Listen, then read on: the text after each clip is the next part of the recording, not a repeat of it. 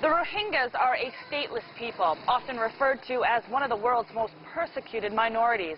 In 2017, roughly 500,000 of them poured into Bangladesh, escaping deadly attacks in Myanmar. At a camp in Bangladesh, Shweta Bajaj spent time with Rohingya refugees who told stories of struggle and survival amongst the toughest of odds.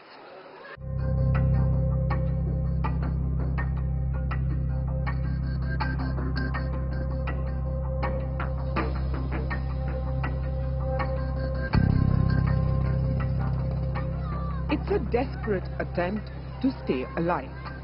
Rickety rafts made of bamboo, empty jerry cans, plastic sheets, and hope that they will make it to the other side.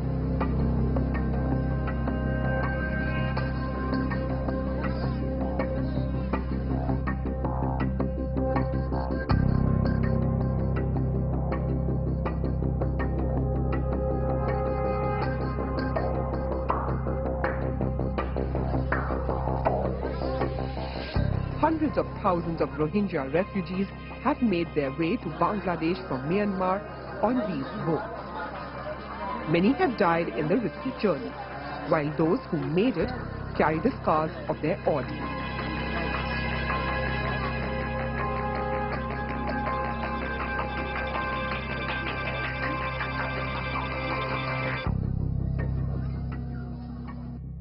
Mumtaz Begum lost 3 of her children to the violence in Myanmar's Rakhine state.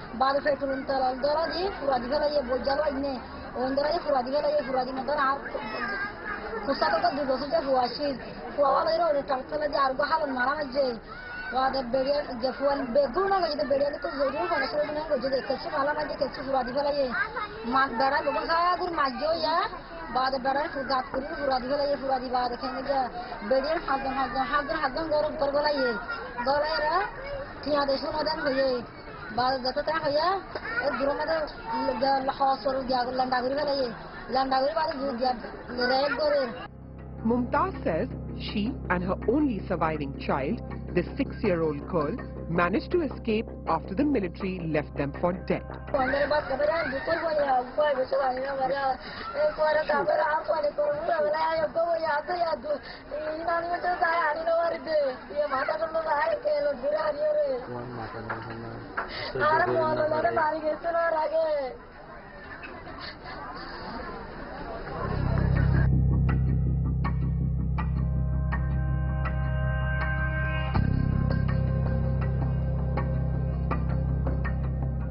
Mumtaz was among more than 500,000 people who fled a military offensive in Myanmar in August 2017.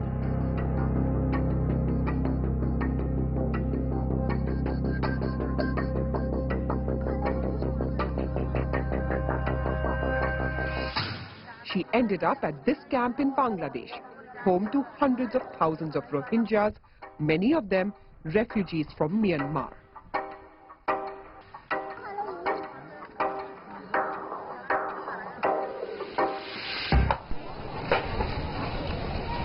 The latest operation was prompted by an attack on a police outpost by members of the Arakan Rohingya Salvation Army that killed 12 officers. Myanmar considers the group a terrorist organization.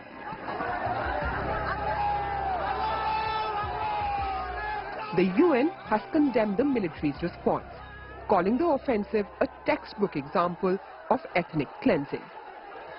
It's a charge Myanmar vehemently denies. There are many allegations and counter-allegations. It is very difficult to counter terrorism because terrorism by its nature means that some of their members are embedded in the ordinary population, and how we distinguish the one from the other is very important. We don't want to hurt those who are innocent, but at the same time we have to make sure that terrorists are not allowed to carry on with their activities.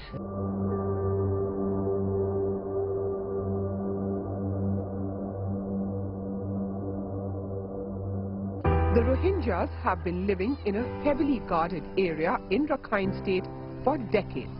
While most are Muslims, there are Hindus too. The government considers them illegal immigrants from Bangladesh and have denied them citizenship. Myanmar State Councillor Aung San Suu Kyi said the conflict in Rakhine State is far more complicated than it seems. Periodically, trouble has broken out there between the Muslim community and the Rakhine community, and we have inherited this very complex problem, and we have to deal with it and we have to resolve it. So obviously it's not something that we can do overnight, and it's not something that we can find simple answers to.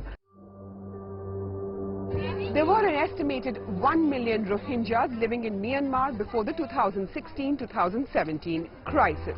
The crisis that started on 25th August 2017 has seen more than 600,000 Rohingyas move from their homeland in Myanmar, cross rivers, cross forests and reach here in Bangladesh.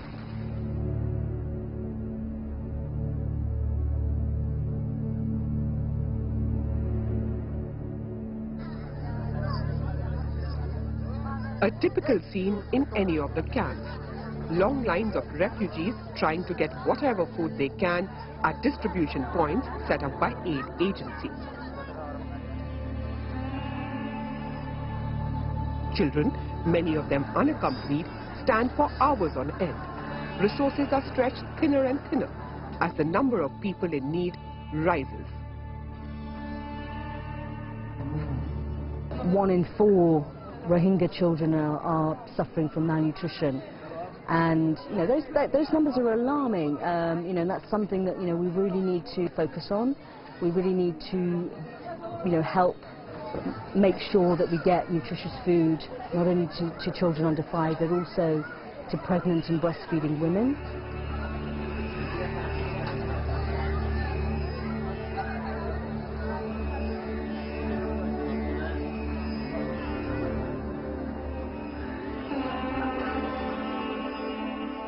Besides malnutrition, refugees also face the threat of disease because of unhygienic conditions in the camps. Even as Bangladesh's government and humanitarian agencies work hard to meet refugees' needs, a public health crisis threatens to make things worse.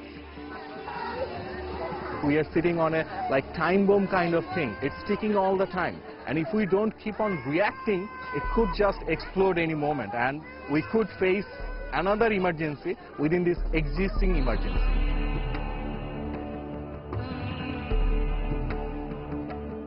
The crisis has broken up Rohingya families and left many children orphaned.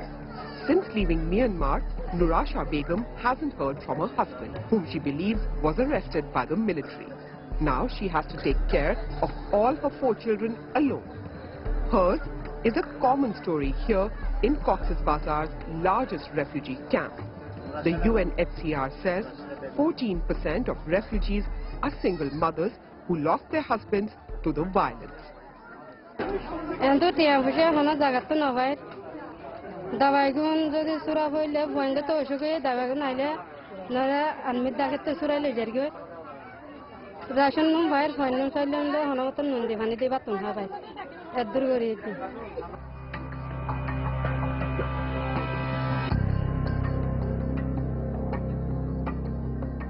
Losing family members also meant some children have to shoulder heavy responsibilities.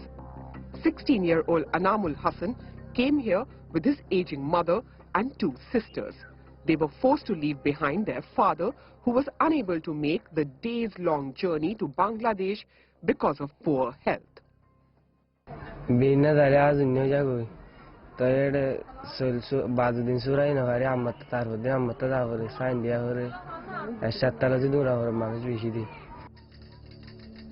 According to UNICEF, 60% of refugees here are children. They have seen more horrors than their young minds could comprehend, and for many, the trauma lingers.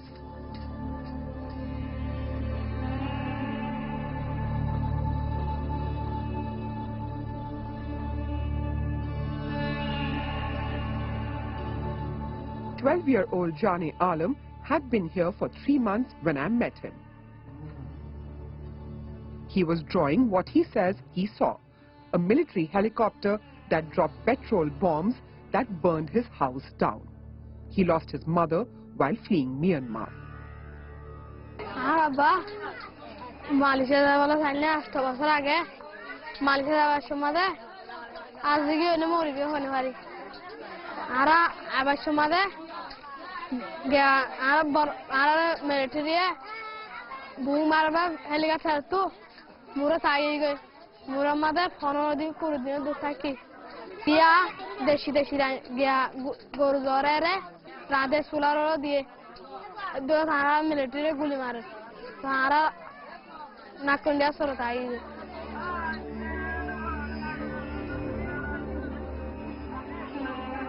Among the refugees, women suffered some of the most traumatic experiences. 18-year-old Sahira Khatun says she was raped when she was 6 months pregnant.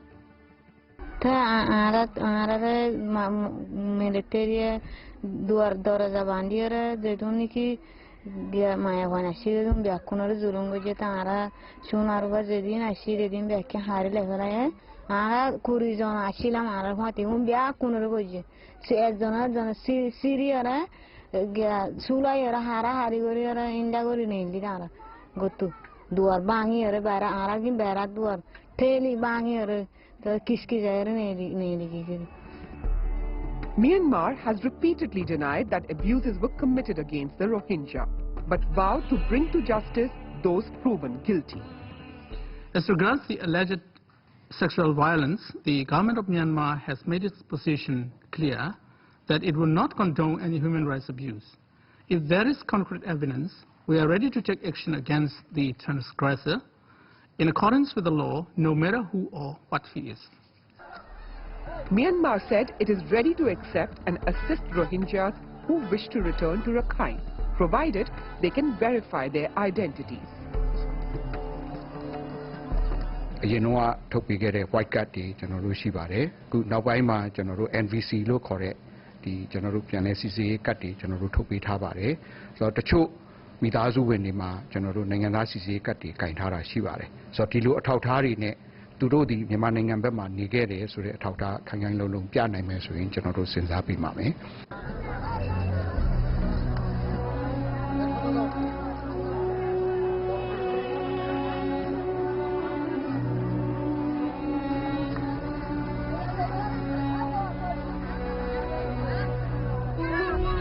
For their part, Rohingyas want Myanmar to guarantee their safety and recognize them as citizens. Still, despite the difficulties here, and even as uncertainty hangs over their future, some refugees say they prefer to stay.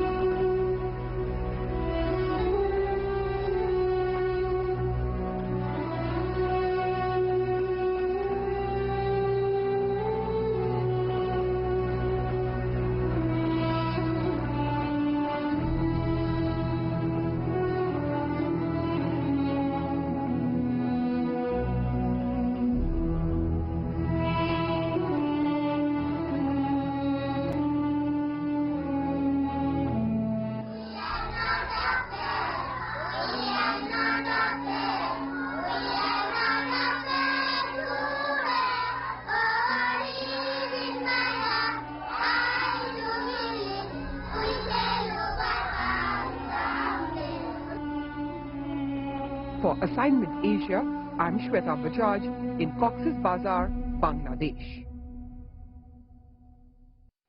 The governments of Bangladesh and Myanmar have reached an agreement over the repatriation of Rohingya refugees.